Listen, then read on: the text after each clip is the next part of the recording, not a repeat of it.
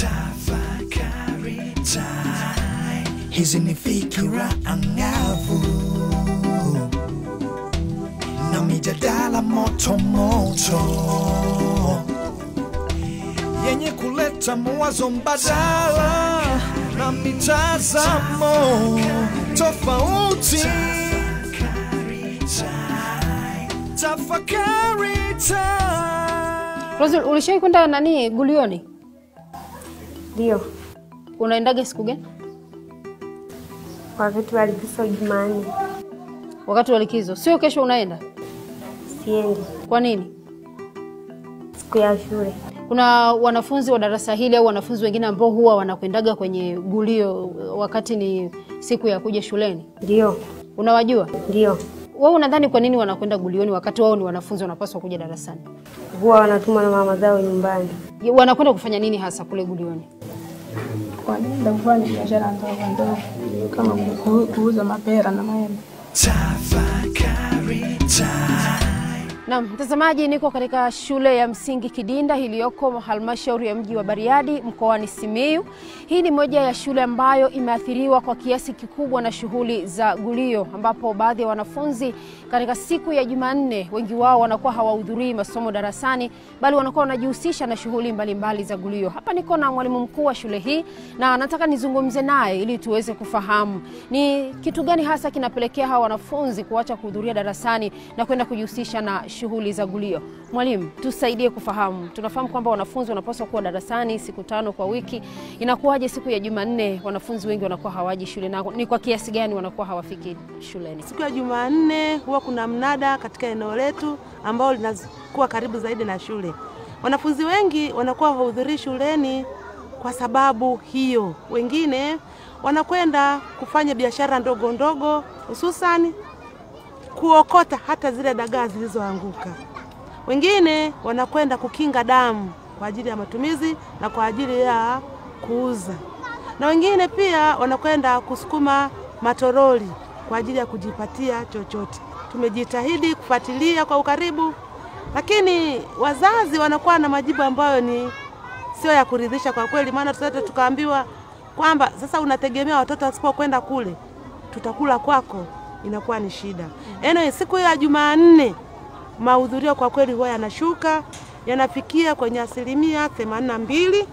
Kwa siku za kawaida mahudhurio yapo kwenye 96% na kuendelea. Mwalimu, hali hiyo inaathiri vipi taaluma ya hao wanafunzi? Kunakuwa na mapungufu kwa sababu siku hiyo watoto hawatapata taaluma kwa ujumla.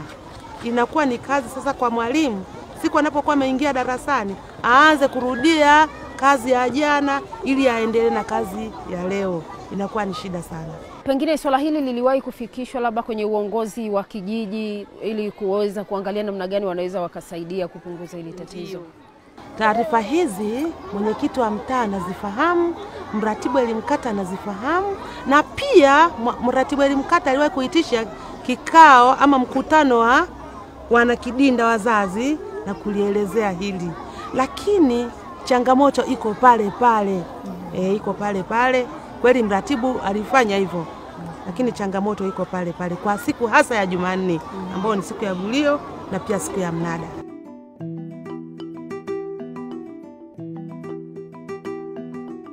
Na mtazamaji, bado nipo katika shule ya msingi Kidinda, ambapo kama nilivyokueleza awali ni moja ya shule ambayo imeathiriwa kwa kiasi fulani na shughuli za Gulio ambazo zinaendelea katika eneo ambalo haliko mbali sana na shule. Na hapa naona kuna wanafunzi ambao ninatamani kujua wanafunzi wanafanya kitu gani, na kwa sababu mwalimu yupo, basi wacha nimfuate mwalimu nizungumze naye nipate kuelewa wanafunzi wanafanya kitu gani hasa. Mwalimu, habari ya asubuhi? Njema tu mwalimu, habari za? Salama, pole na kazi. Wema, salama kabisa. Wanafunzi wanafanya kitu gani hasa hapa? Hapa ni mtihani wanafanya hivi. Hapa chini? Yani darasani tumewapanga kule wamejaa, baadaye tukawaleta wengine wanakaa nje. Hili ni darasa la ngapi mwalimu? Darasa la 6. Darasa la 6 na wanafunzi wangapi? Darasa la 6 lina wanafunzi kama 200 na kitu, lakini wanaohudhuria kidogo, yani ambao tunaweza tukawahesabu ni 175. Ila wanaofanya mtihani kama hapa sasa hivi ni 150. Kwa hiyo Wao wengine ni watoro tena vile vile. Kwa mfano leo ni siku ya Jumanne, kwa sababu tumeambiwa mara nyingi siku za Jumanne ni wanakuwa wachache, lakini naona kama wako wengi. Mwalimu, umetumia mbinu gani kuweza kusababisha idadi hii wakawepo? Yaani siku ya jana nilibidi nikae na watoto. Nimekaa nao nikazungumza nao kwa makini, nikamwambia kila mwanafunzi ambaye ni mtoto nikamwambia wewe utakuja na fulani. Utamfuata nyumbani utakuja naye. Wewe utakuja na fulani, wewe utakuja na fulani. Ndio unaona wameangalau wamefika 150 leo. Kwa hiyo ambao hawapo ni wangapi? Ambao kwa sasa hivi hawapo ni 25. 25.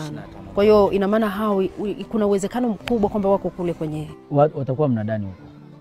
Na tukienda sasa hivi tunaweza, na ukienda sasa hivi unawakuta mnadani. Kama leo wamefika 24 hawajafika, ina maana ni kwa sababu kuna mtihani. Na ni kwa hiyo technique uliyoitumia jana. Je, Jumanne ijayo ambayo hakuna mtihani? Jumanne kama hakuna siku ambazo hamna mtihani, yani kabisa wanafunzi ni watoro moja kwa moja tu. Wanaweza wakafika kama wangapi kwa Jumanne?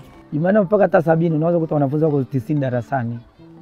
90. Wakati wako 170 unakuta wako 90 kwa sababu watoto wameenda mnadani. Mara nyingi unakuta wengi hawatumi na wazazi. Japo wengine wanawafanya, kuna ambao wanauza vyakula. Wale wanauza vyakula wana moja kwa moja wanaaga, wanakuja asubuhi wanaaga. Tunaumwa. Mzazi wake anakuja anasema mtoto wangu anaumwa. Lakini ukienda unamkuta kule anauza chakula na mama yake kule. Kwa sababu kuna vyakula wanauza kama ugali nini unakuta wanauza. Lakini kule mzazi amekuambia naomba na kwa kuwa mwalimu, ili darasa la 6 ndo limeathiriwa na hizi shughuli za gulio na wewe ni mwalimu wa darasa, pengine unapozungumza na hao wanafunzi unaona ni kitu ambacho wao wenyewe wanaona ni sawa kufanya, au kwa vile tu hawana jinsi wanalazimika kufanya? Yaani hapa mazingira ni magumu. Kwa sababu hapa mfano mimi kuna watoto nawauliza, nawaambia nini ninachofanya wa uji shuleni. Hasa mwalimu, jana nimekunywa uji nyumbani. Mchana, jioni, usiku tumekunywa uji. Kwa hiyo uwezo pale nyumbani unakuta asilimia kubwa mimi naenda kutafuta hela, nikipata hela wanamsaidia, nasaidia wazazi. Kwa hiyo hali ni mbaya kwa ujumla. Mfano kwa hapa shuleni kuna siku ambazo tunapika uji siku za wiki mara 2. Kwa hiyo siku ambapo ukipika uji unakuta darasa limejaa. Shule nzima imejaa, unaweza kusema hizi shule ni 2. Lakini mwalimu, kwa sababu umekaa huku muda kidogo, ni kweli kwamba hali ni ngumu kiasi hicho, au ni wazazi kutojishughulisha, au ni kitu gani? Kwa sababu kuna mashamba, kuna maeneo makubwa ambayo wanaweza hata wakalima mboga kilimo kile kidogo kidogo kwa ajili ya kuwasaidia kama familia angalau chakula tu. Mazingira kama yalivyo sio magumu vilivyo kiasi hicho. Yaani mazingira ni ya kawaida sana. Ila wazazi wengi wanywaji wa pombe. Kwa hiyo wanapolima hususan kama mpunga hawali, mpunga wanauza. Kwa hiyo wao wana udhaifu. Sio kwamba wana shida sana insachi. Wazazi wao wengi ni wanywaji. Kwa hiyo wanainvest sana kwenye pombe. Na mtazamaji, bila shaka umeweza kumsikia mwalimu anayesimamia darasa la 6 kama vile ambavyo amezungumza kuhusiana na tatizo la gulio, namna linavyoathiri mahudhurio ya wanafunzi hasa wa darasa la 6. Na hao unaowaona ni wachache ambao pia mwalimu imebidi atumie mbinu nyingine za kuwafanya waweze kuja kwa sababu ni siku ya mtihani. Lakini ikiwa hakuna mtihani, mahudhurio yanakuwa ni mabaya. Tumesikia habari za gulio mtazamaji. Tafakari time haitaishia hapa. Tutakwenda mpaka kwenye hilo gulio tuweze kuona kweli haya ambayo tumesikia kutoka kwa mwalimu mkuu pamoja na mwalimu anayesimamia darasa la 6, je, ni ya kweli? Na mtazamo wa wanajamii ambao wamezunguka eneo lile ni nini kuhusiana na swala hili? Tafakari time. Mambo vipi? Safi. Mzima. Kwenda nani gulioni hapo shinga? 1000. Bwana. Buku tu hapo pa kutembea hata kwa miguu bana, fanya jero basi. Faster. Twende sasa. Haya, nakaje? Niangalie huku. Angalia huku.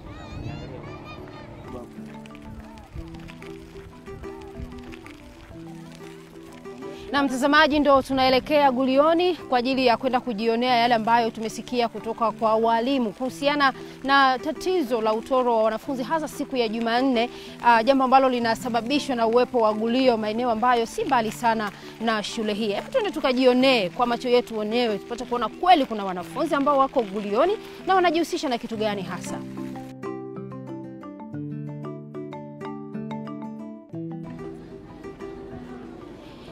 Na mtazamaji, safari yangu ya kuelekea gulioni ndo imefika tamati. Hapa ndo gulio lenyewe. Ni sehemu ambayo kuna baadhi ya wanafunzi wa shule ya msingi Kidinda, yamkini pamoja na shule nyingine ambao wamekuwa hawafiki shuleni hasa kwa siku ya Jumanne, wakiwa wanafika maeneo haya kwa ajili ya kujihusisha na shughuli mbalimbali za uzalishaji ama biashara mbalimbali. Lakini tunataka kujua, kwa sababu hawa ni wanafunzi, ni kitu gani hasa kinawapelekea wanajihusisha na shughuli hizi. Karibu mtazamaji. Niambie rafiki yangu, unaitwa nani? Naitwa Ulialia. Nani? Ulialia. Ulialia. Ndio. Unasoma darasa ngapi? Nasoma darasa la 6. Shule gani? Shule nani? Kidinda msingi. Iko wapi hiyo shule? Ipo chini pale. Aha, sasa kwa nini uko hapa leo hujaenda shule? Mimi niliaga kwa mwalimu wangu. Njoo nitafuta hela ya mtihani. Hela ya mtihani? Ndio. Kwani hela unatafuta wewe au wanatafuta wazazi? Natafuta mimi. Wazazi wako wako wapi? Wako mbali, yani wameachana. Wameachana. Kwa hiyo unaishi na nani? Mimi naishi na bibi yangu.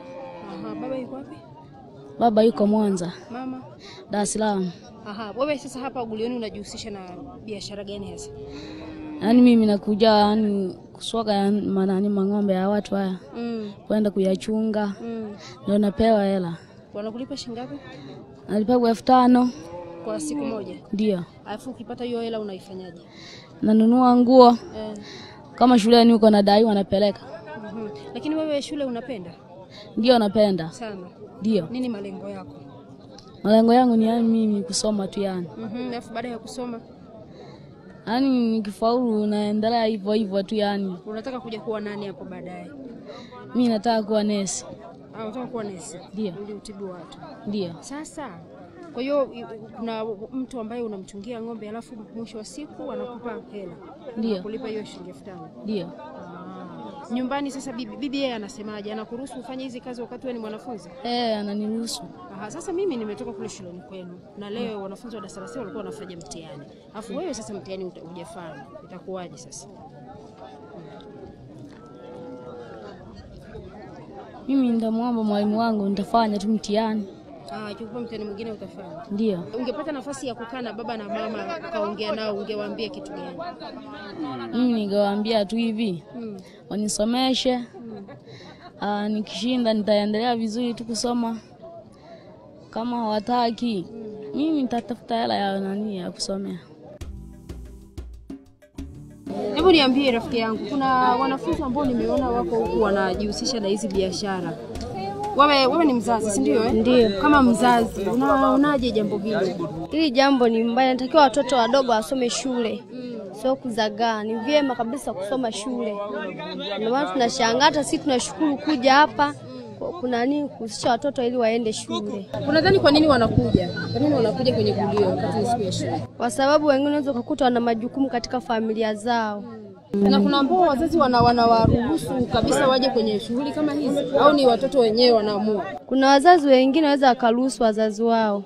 Ila kuna wengine waweza tu akakimbia ili nipate hela. Matatizo mengine ni sisi wazazi. Pengine uongozi wa kijiji ama uongozi wa kata haujawahi kuliona jambo hili na wakajaribu labda hata kuongea na wafanyabiashara kwamba wasiruhusu wanafunzi. Walishaongea. Wanapewa ujira na hawa wafanyabiashara labda nyama choma au wanaenda kuswaga ng'ombe alafu anakuja analipwa. Hawajawahi kufuatilia. Wanafuatiliaga. Siku moja alikuja hapa akawa anafuatiliwa walitoka. Ndio maana sasa hivi wamepungua. Wewe kama mzazi unajisikiaje? Najisikia vibaya sana. Mfano ikitokea mtoto wako amefikia hali hii labda. Yaani sitapenda kabisa. Bwana mimi mzazi niajibike mtoto apate elimu. Wewe unashauri nini sasa wazazi na wafanyabiashara walioko kwenye ile eneo kuhusu hao watoto? Mimi napenda kama mfanyabiashara anejua kwanza huyu mtoto mdogo anaruhusiwa kwenda shule asimpe kazi. Bora mnyime ili aondoke. Aende shule. Tena amfukuze amwambie nenda shule kuliko ampe kazi. Hata sisi wafanyabiashara tuna makosa. Unaona kama huyu mtoto mdogo nampa kazi. Ni wakati mtoto wa shule. Somo hili unasoma darasa la ngapi? La 7. La 7. Ndio. Wewe ni mwanafunzi? Ndio. Mbona uko hapa sasa rafiki yangu Samuel? Nakuja utafuta hela ya likizo. Utafuta hela ya likizo? Ndio. Lakini wewe si mwanafunzi unatakiwa kuwa darasani. Unasoma shule gani kwanza? Kidinda. Kidinda. Sasa ni wewe ni mwanafunzi unatakiwa kuwa shule. Mbona uko Gulioni? Niliagiwa nikaenda kwenye msiba. Sasa nimekuja leo. Nilikuja nimechelewa sasa nikashindwa kwenda shuleni. Ndio ni leo tu umekuja kwenye Gulio. Hapa hivi. Ndio. Haujawahi kuja tena siku nyingine? Nishaka kuja. Na inakuwa ni siku ya shule. Ndio. Kwa nini sasa unaacha masomo unakuja Gulioni? Nakuja kutafuta hela za mchana. Hela si anatakiwa atafute baba na mama ili uende shule Samuel au wazazi wako wapi? Wapo. Sasa kwa nini wao wasifanye shughuli za kutafuta hela ili wewe ukasome? Na wenyewe waga wananipa lakini siku zingine wanakosa. Ndio. Wewe kama Samuel, kama mwanafunzi, hii hali unaionaje? Unaona ni sawa tu kuacha masomo unakuja huko? Hamna. Hapana, sioni. Unajisikiaje unapokuwa huko wakati wengine wako darasani? Vibaya. Sasa pengine shule unayoifanya hii ni ng'ombe au ni mbuzi? Mbuzi. Ni mbuzi. Ni wa kwako mwenyewe au umemnunua au ni mtu kakupa uchinje alafu baadaye anakulipa? Ameniletea hapa nichoma alafu na mimi ananipa hela. Amekuletea nyama kama nyama akiwa ameshachinja. Ndio. Kwa hiyo wewe unamchoma alafu ananipa hela. Unachoma afu unauza? Hamna, yeye amenunua kule, ameleta hapa nimchomea sasa. Wewe unamchomea? Ndio. Afu unamuuzia? Ndio. Hamna. Ananipa hela ya kuchomea tu. Anakupa hela ya kuchomea. Kwa hiyo ina maana ni mtu anakulipa. Ndio. Kwa hiyo hela wewe ukiipata sasa unafanyia nini? Naenda kulipa mchango kwa shuleni. Ndio. Kwa hiyo sasa wewe unaona ni sawa Samuel? Hapana. Kwa mfano ukiwa unapata labda wazazi ukiongea nao wakiwa wanakulipia wanakupa mahitaji yako utakuja tena huko? Hapana. Okay, kwa hiyo Samuel wewe sio kwamba wazazi wanakuambia katafute. Wewe kwa sababu unaona kwamba kuna mahitaji ambayo hupate ndio unakuja au wazazi wao wanakuambia nenda na wewe ukatafute? Hamna, hawaga waniambii. Hawakuambii? Kwa hiyo ina maana hata Jumanne ijayo utakuja? Ndio. Na ile nyingine tena utakuja? Ndio. Kuna swala la ndoa za mitara. Kwa mazingira huku ni kubwa sana. Kwa unakuta familia nyingine zinatelekezwa. Watoto wanabaki na mama, wakati mwingine wanapelekwa kwa mabibi. Sasa wale bibi wanashindwa kuwatumizia mahitaji yao ya msingi. Kinachotokea mtoto anajitafutia matumizi yake binafsi. Kwa hiyo ndio inapelekea swala la mtoto kujihusisha labda na shughuli zingine tofauti na nje ya gulio. Familia zingine zinatuma wanafunzi kwenda kuuza vitu kule ili familia ipate kipato. Tunaamini kwamba kuna familia zingine ambazo zinatumia watoto ili wapate mahitaji. Wanaweza katuma kupeleka kuni, wanatuma kupeleka karanga na vitu vingine. Hivi unalionaje swala la hawa watoto kuacha masomo? Kwa sababu tumetoka Kidinda, kuna wanafunzi wengine wanafanya mtihani wa darasa la 6 lakini wengine wako huko. Unalionaje hili jambo? Hilo jambo sio vizuri. Na ni maisha, yani wanataka kutafuta riziki yani. Utakuta kwanza angalia society inayokuzunguka. Jamii yetu tunaishi nao Wasukuma kwenye elimu walikuwa nyuma sana. Ukienda vijijini ukastadi wako kwenye mazingira magumu sana pia. Utakuta vitoto vidogo vinachinja, nenda hata pale utaona wengi sana. Wanajaribu kutafuta riziki. Kama kuna sheria hao wasingeonekana hapo. Kwa hiyo hawa mimi naona of course watoto wana kosa ila uongozi tatizo. Sasa huyu mtoto kama huyu ulivyomhoja hapo ameparticipate kwenye mazingira kama haya. Hakuna sheria. Hata bia yenyewe tu imeandikwa usiuze chini ya miaka 18. Sasa hawa huku naona wengi ni wazazi wanafanya biashara, wanalima, wanauza mazao, ng'ombe nini. Mzazi inakuja na anashindwa kumlipia mtoto shilingi 500 au shilingi 1000 au kalamu ya shilingi 100. Alafu anasema hali ni ngumu. Wewe inakuingia? Elimu. Kwa hiyo shida sio kwamba maisha ni magumu. Ni uelewa wa wazazi au? Yes. Of course ni sheria tu. Yaani ni kupanga tu sheria. Mtoto kama chini ya miaka kadhaa asionekane mazingira fulani.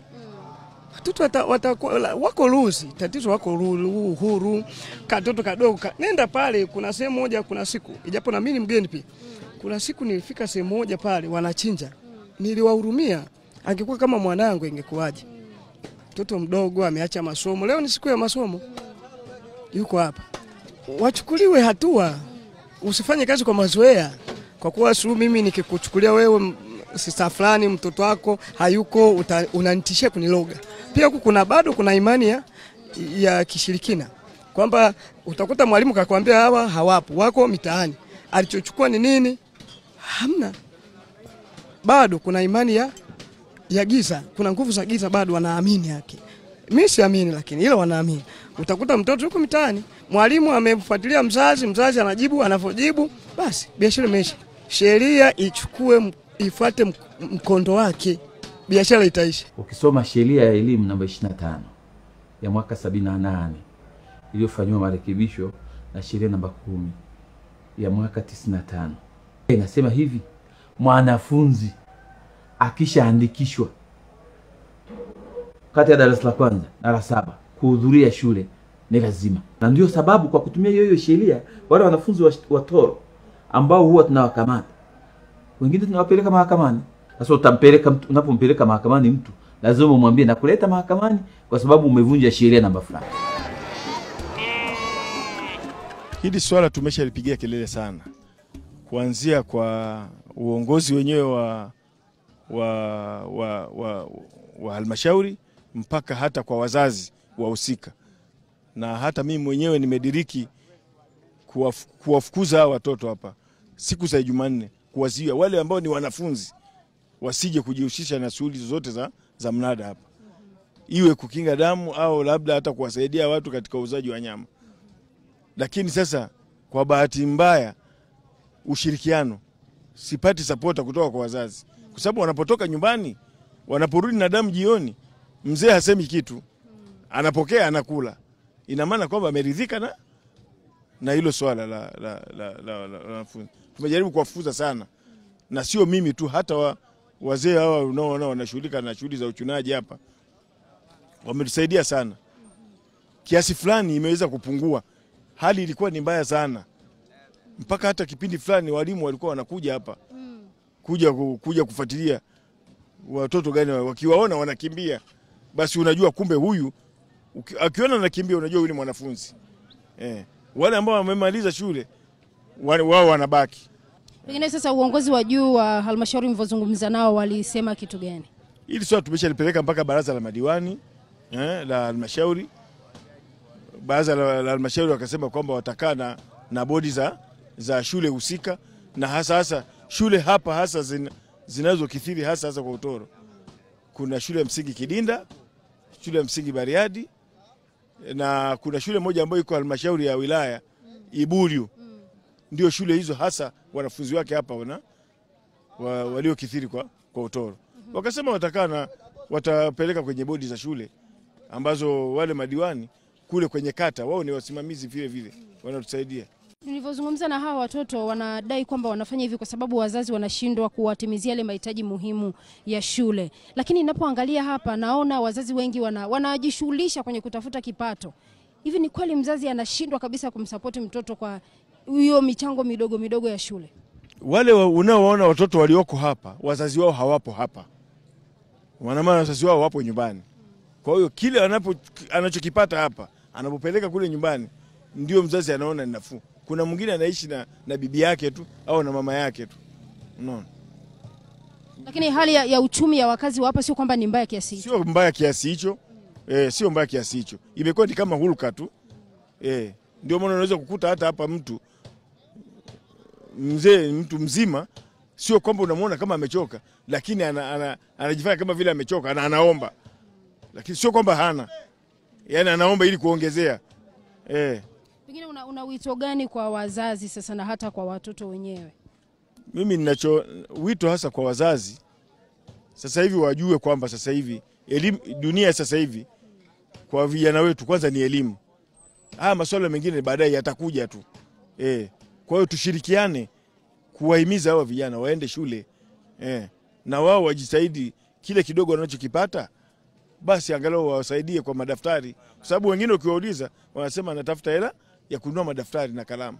Nimejaribu kuzungumza na baadhi ya wafanyabiashara hapa, wanasema kwamba hakuna sheria zinazowabana wafanyabiashara kutokuwaruhusu watu kuingia humu. Yaani kila mtu anakwenda tu anavyotaka. Sasa kwa sababu wewe unatoka halmashauri, tuambie, hakuna sheria ndogo ambazo zinaweza zikatumika katika kusaidia kupunguza au kuliondoa kabisa hili tatizo? Sheria unaweza ukaiweka, lakini kulingana na mazingira ya mnada wetu ni kama hawezi kufanya kazi. Mnada mzuri ni ule mnada unaojengewa. Sawa, unakuwa na milango ya kuingilia na milango ya kutokea. Kwa sababu getini wanakaa hawa askari wanaoangalia wanyama wanaoingia. Kwa hiyo mtoto kama huyu hawezi kuruhusiwa kuingia. Inakuwa ni kama vile uwanja wa mpira, mtu unaingia kwa kiingilio. Kwa hiyo kitakacho kuingiza pale kwa hao watu wazima ni umri wao. Hawa watoto wote ni marufuku nje. Ukifika pale mnadani, wale vijana wanaotumwa wengi pale ni wanafunzi. lakini mara kwa mara sisi tunabakia tu kuambia wazazi kupitia kwenye kamati zao. Kuna agizo alilotoa Mheshimiwa Rais la kuhakikisha wale watoto wote waliokwisha acha shule tunawarudisha mashuleni.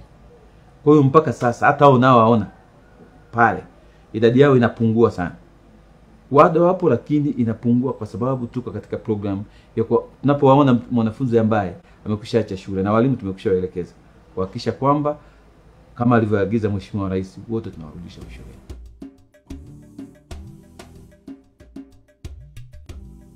Pengine unadhani kitu gani kinaweza kufanyika kupunguza angalau hilo tatizo? Changamoto za shule, mazingira ambayo kwanza mazingira ya shule ni magumu. Kwa sababu hakuna hata kivutio. Kwa sababu mfano ungekuwa na kitu kama uji tunaokunywa tu siku za wiki mara mbili. Siku ambao wanakunywa uji, shule inakuta imejaa. Darasani unaingia kabisa unakubali unafundisha. Na hata daftari ukisahisha unaona huu ni mlima. Unasema watoto wametoka wapi? Kwa hiyo ni pamoja na mazingira, kwa sababu kuna mtoto mwingine anaenda kwenye biashara kwa ajili ya kutafuta hata hela yake akula mwenyewe. Unakuta nyumbani hakuna chakula. Mzazi anatoka anaenda kunywa, mwanafunzi anabaki nyumbani. Kama chakula chenyewe tu nyumbani ni ngumu kupata. Sasa ukisema wazazi wachangie angalau watoto wanakunywa uji, inawezekana mwalimu kwa mazingira haya na vile umekaa huko muda kidogo? Yaani kama wazazi wanachangia kwanza, sababu wao wenyewe hawana ushirikiano. Ukisema wanachangia uji wanasema kwanza mtoto wangu hata kula kwa sababu ya mtoto wa fulani. Kwa hiyo mazingira yao haya hata uji sisi tunapika wenyewe walimu. Kwa hiyo hawaruhusu mfano uone mtu jamii nyingine mtu amekuja kupika chakula kile. Kwa hiyo tunajaribu kutumia mbinu sisi tunapika uji wenyewe na kugawa wenyewe kwa kuamini. Lakini mtoto akipata kidogo tatizo kama la kusema anaumwa tumbo na kama umempa chakula ni shida vile vile. Mtazamaji, tumejionea mazingira halisi wanayoishi watoto wengi ambao pia ni wanafunzi hasa katika shule zilizoko maeneo ya vijijini. Hali ngumu ya maisha kwa familia nyingi za Kitanzania hasa za maeneo ya vijijini imepelekea baadhi ya wanafunzi kutokuhudhuria masomo kwa baadhi ya siku ili kujishughulisha na shughuli mbalimbali za kujipatia kipato kwa ajili ya kulea familia, lakini kwa ajili ya mahitaji yao binafsi ya shuleni. Hata hivyo, inaonekana wazi kuwa wazazi wengi hawatimizi majukumu yao kikamilifu katika kuwapatia watoto mahitaji muhimu, jambo linalolazimisha baadhi ya watoto kujiingiza katika shughuli za uzalishaji mali zilizo nje ya umri wao na nje ya uwezo wao. Ifahamike wazi kuwa kisheria ni jukumu la mzazi kuhakikisha kwamba mtoto anapata haki zote za msingi, ikiwemo haki ya kupata elimu bora. Lakini pia jamii inayojihusisha na biashara katika maeneo mbalimbali ama shughuli za kujipatia kipato wanawajibika kuhakikisha kwamba watoto wenye umri wa kuwa shuleni hawajiingizi katika shughuli zozote zinazopelekea wao kukosa fursa ya kuhudhuria masomo darasani. Ni jukumu letu sote kulinda haki za msingi za watoto wa Kitanzania, ikiwemo haki ya kupata elimu bora. Tafakari time, hizi ni fikira angavu na mijadala moto moto yenye kuleta mawazo mbadala na mitazamo tofauti. Tafakari time.